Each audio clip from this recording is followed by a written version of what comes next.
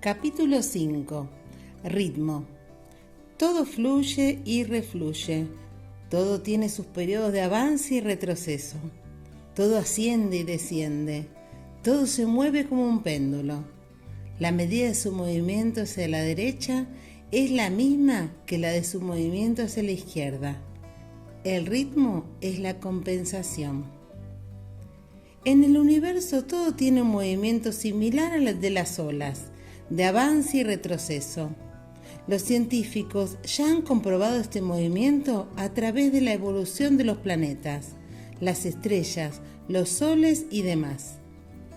La vida tiene movimiento pendular y el proceso de nacimiento, crecimiento, desarrollo y muerte se repite innecesariamente en todo. El mismo movimiento que se da en el plano físico también se da en los planos emocional y mental. Esto quiere decir que tanto nuestro humor como nuestros pensamientos también responden a ese ritmo. Como por ejemplo, podemos decir que después de un periodo de gran tristeza, pesadumbre o dolor, se sucede otro lleno de gran alegría, felicidad y satisfacción. A veces los cambios de humor se dan en el mismo día. Uno se siente optimista y alegre y al rato triste y preocupado. Este principio está muy relacionado con el anterior, el principio de polaridad. En cada punta del péndulo podemos ubicar uno de los polos opuestos y así vemos claramente cómo oscilamos de un extremo al otro. Raramente llegamos a los extremos totales. Nuestro péndulo oscila en diferentes grados y así alcanzamos ciertos grados de felicidad o de tristeza. El Kybalión define a este ritmo como la compensación. Aunque el movimiento es difícil de medir en números y no sabemos en qué grado se da, podemos determinar en qué fase del movimiento nos encontramos. Cuando una persona se encuentra en el polo de la tristeza, debe saber que en algún momento la vida lo llevará hacia el polo de la alegría, lo desee o no. Cuanto más profunda sea la primera, mayor será la segunda. El ritmo siempre comienza por el polo negativo. De esto se deduce que la medida del movimiento negativo será igual a la del movimiento positivo. El principio del ritmo nos advierte también que los momentos de felicidad o éxito no son permanentes. Tarde o temprano el péndulo nos llevará a retroceder para luego volver a avanzar.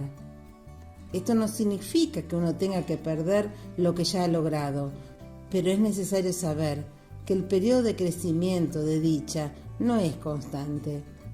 Entonces, debemos prepararnos tomando la mayor ventaja posible de los buenos momentos, hasta que aprendamos a manejar el principio del ritmo a voluntad. Por ejemplo, si estoy viviendo un momento de crecimiento económico, tendré que aprovechar para ahorrar parte de ese dinero. Existen casos en que las personas parecen haberse quedado estancadas en uno de los extremos del péndulo. Se dice que esas personas se han polarizado. La mayoría tiende a estancarse en los polos negativos: pobreza, soledad, enfermedad y demás. Utilizando ciertas técnicas metafísicas, la persona puede llegar a despolarizarse y mejorar su vida.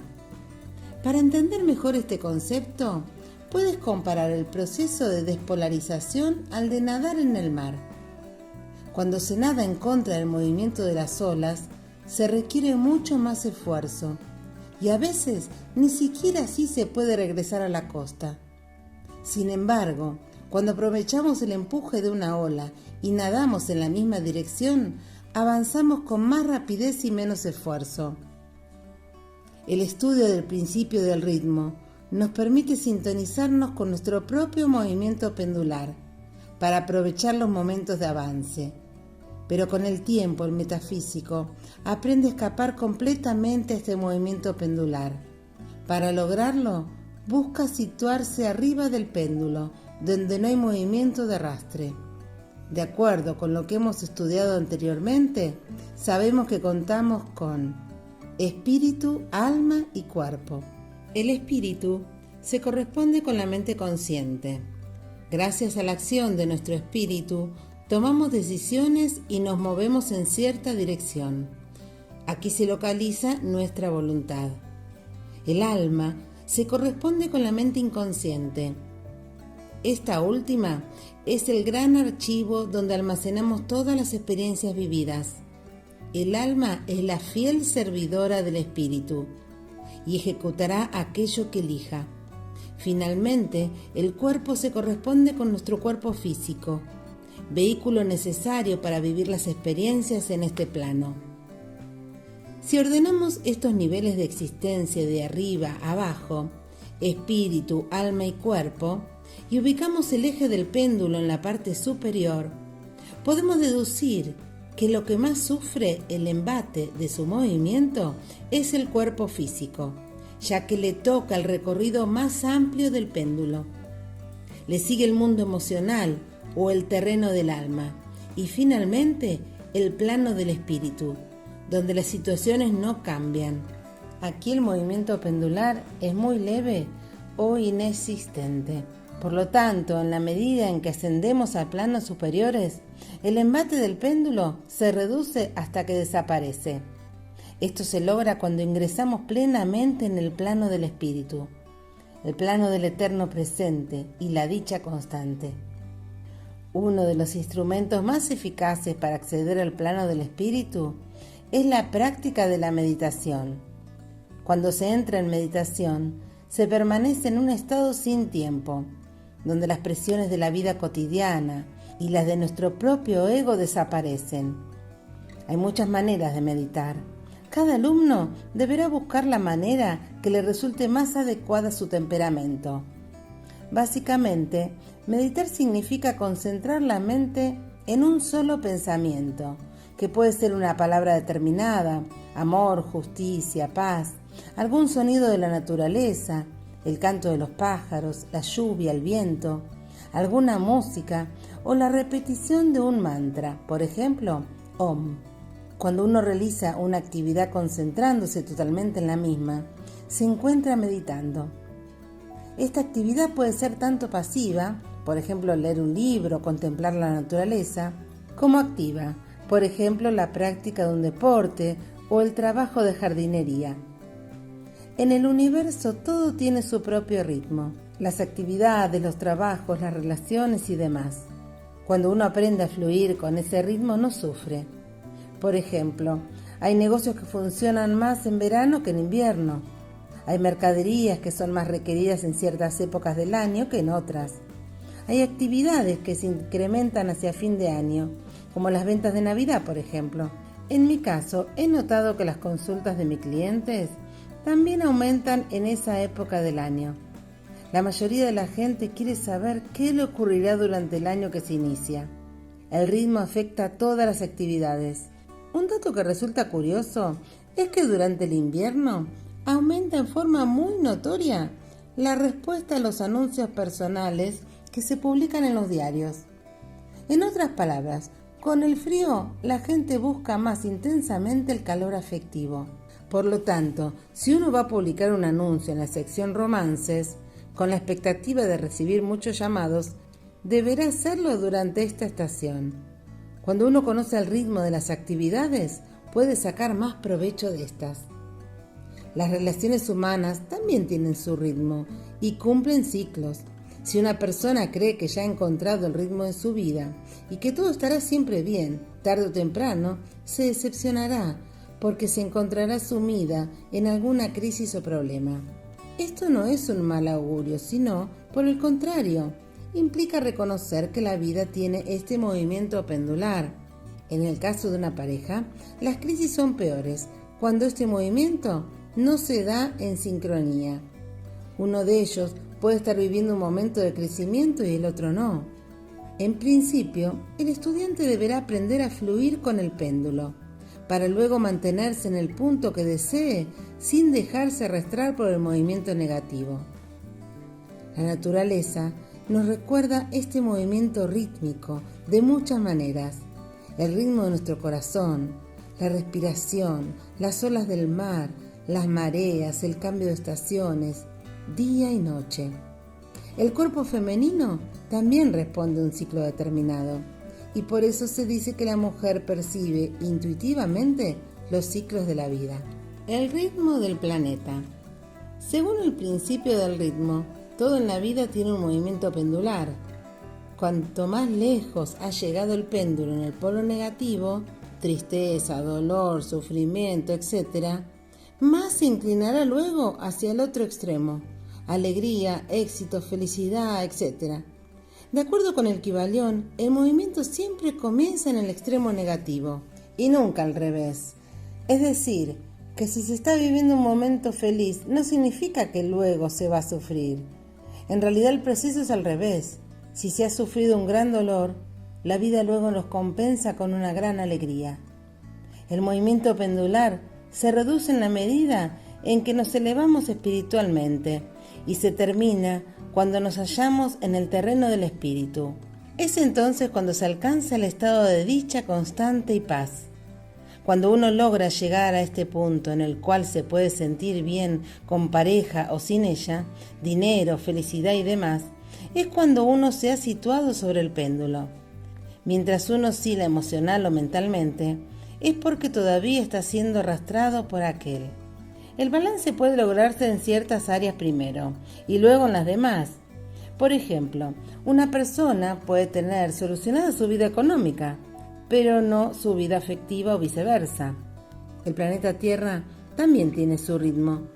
No solamente gira en su órbita alrededor del Sol, sino que también gira sobre su propio eje.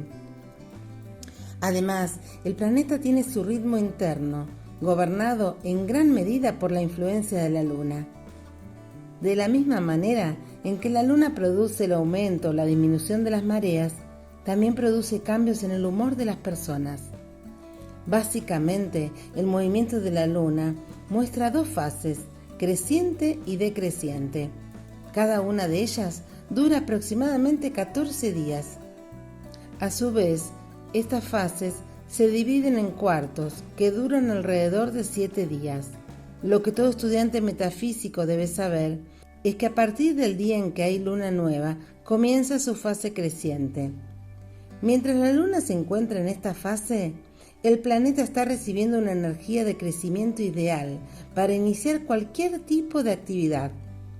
Todo lo que se inicia durante este tiempo crecerá con facilidad, especialmente en los 7 primeros días. Las personas que quieren que su cabello crezca más rápido y fuerte deben cortárselo en ese momento. En general, esta fase es buena para iniciar negocios, contraer matrimonio, viajar, firmar contratos, cambiar de trabajo, comenzar estudios, mudarse, hacer dieta, empezar a escribir un libro o comenzar cualquier tipo de proyecto o diseño. Por otra parte, a partir del día de la luna llena comienza su fase decreciente. Esta fase es ideal para finalizar todo lo iniciado con anterioridad, especialmente en los 7 primeros días. Es el momento de terminar un trabajo incompleto, finalizar algún trámite legal, divorciarse o separarse. De esta manera no se vuelve a la misma persona. Regresar de viaje, cerrar una compañía, finalizar un libro o proyecto, renunciar a un puesto, cortarse el pelo para que crezca lentamente y demás. De acuerdo con las fases de la luna, podemos identificar el ritmo del planeta y elegir el momento más apropiado para nuestras actividades personales. Aquellos estudiantes que quieren profundizar un poco más en el tema, les recomiendo obtener un calendario astrológico, donde además de ver las fases lunares, pueden observar los horarios en que la luna se encuentra más positiva o negativa. Técnicamente, los horarios que hay que evitar son aquellos en que la luna está fuera de curso. Esto ocurre cada 2 días y medio y su duración es variable. En los calendarios se muestran estos horarios con la sigla B/C, en inglés Point of Course o fuera de curso. Y además se indica la hora y los minutos en que comienza y termina dicho periodo. Es entonces cuando aumenta la marea emocional de la gente y todas las decisiones que se toman en ese momento son erróneas. Si uno conoce a una persona bajo el influjo de la luna fuera de curso, es muy probable que nunca llegue a nada con ella, porque la relación estará basada en puras fantasías. También ocurre que si una persona se ha peleado con su pareja durante estas horas, la separación será solo momentánea. Si una persona viaja con este influjo, terminará en un destino que no era el programado o se le extraviará su equipaje. En esencia, nunca ocurre lo que uno cree, ya sea que se tenga un pensamiento positivo o negativo. Cuando la luna está fuera de curso, se planean viajes, reuniones, matrimonio o negocios que nunca llegan a concretarse. El efecto sube y baja. El principio del ritmo también afecta a las relaciones humanas. De acuerdo con el movimiento de nuestro péndulo personal, atraemos personas más positivas o negativas en determinados momentos. Existe un fenómeno conocido en psicología como el efecto sube y baja, que afecta a las relaciones más cercanas, alterando el equilibrio emocional. Para entenderlo mejor, vamos a estudiarlo a través de un ejemplo concreto, un matrimonio. Debes visualizar a cada uno de ellos como tanques de agua conectados en su base por una válvula a un caño. De esta manera, vemos como los dos recipientes están conectados entre sí e intercambian su contenido. Cuando el contenido de uno de ellos desciende, aumenta el otro y viceversa. Este fenómeno de vasos comúnmente ocurre también entre dos personas que están enlazadas emocionalmente. Por lo tanto, todas las emociones que reprime uno de ellos las expresa el otro. Continuando con nuestro ejemplo, imagínate que un día la esposa quiere hablar con su marido de algo importante y él está leyendo el diario cómodamente en la cocina. Ella habla, pero él solo murmura algo. En el fondo, se molesta con la interrupción. En vez de expresar su verdadera emoción, la reprime. Súbitamente, ella se siente incómoda y se enoja. Su marido continúa leyendo el diario y reprimiendo su energía. Todo lo que él reprime surge del otro lado, haciendo que la mujer se enoje aún más. La represión continúa y pronto llega a su límite, pero en apariencia, por un lado, el hombre sigue completamente en silencio y por el otro, su mujer está totalmente fuera de sí. Entonces el hombre dice, excusándose, pero si yo no dije nada. De esta manera, se explica por qué a veces sentimos emociones ajenas a nosotros mismos, o por qué llegamos a límites indeseables. A veces al conocer a una persona nueva, uno empieza a sentir emociones que ya no son propias. Es probable que se sienta el gran deseo de complacer al otro, de brindarse desmedidamente, de estar todo el tiempo solo con aquella persona. Todo esto se debe a la gran necesidad que tiene el otro de recibir. Lo está pidiendo con toda intensidad, pero sin palabras. En estos casos surgen preguntas como ¿por qué estoy sintiendo esto?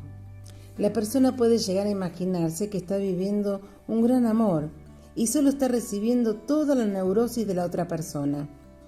En esos casos nos encontramos canalizando la furia, la tristeza, la desolación o la angustia de las personas con las que nos relacionamos. Esto es más cierto aún cuando estas emociones no son lógicas o coherentes con lo que nos está ocurriendo en ese momento. Podemos comparar el fenómeno con la contaminación de los tanques. Al estar conectados entre sí, uno recibe la parte tóxica del otro. El efecto sube y baja se continúa en los distintos miembros de una familia. Del padre pasa a la madre, de la madre al hijo, o a hija mayor, y así sucesivamente. Este efecto suele incluir también a los animales domésticos. En conclusión, todo lo que reprimen los mayores lo manifiestan los menores.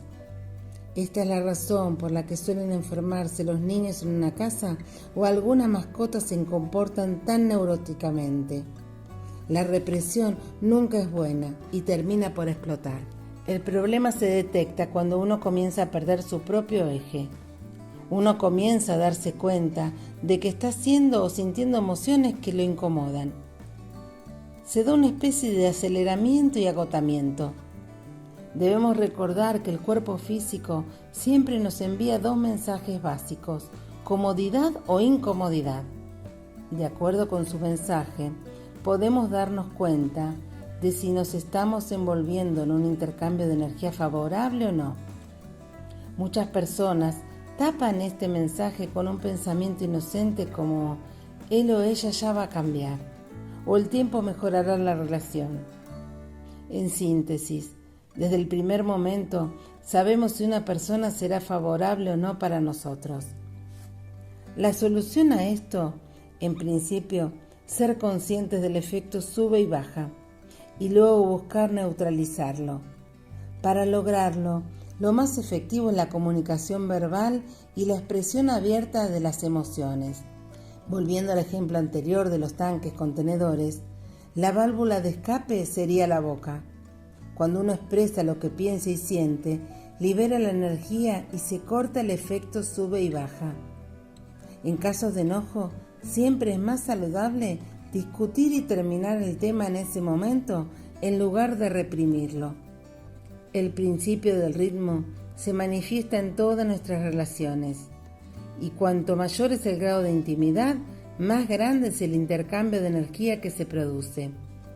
Para poder corregir el movimiento pendular, también podemos recurrir al uso de las afirmaciones, los decretos y los tratamientos espirituales.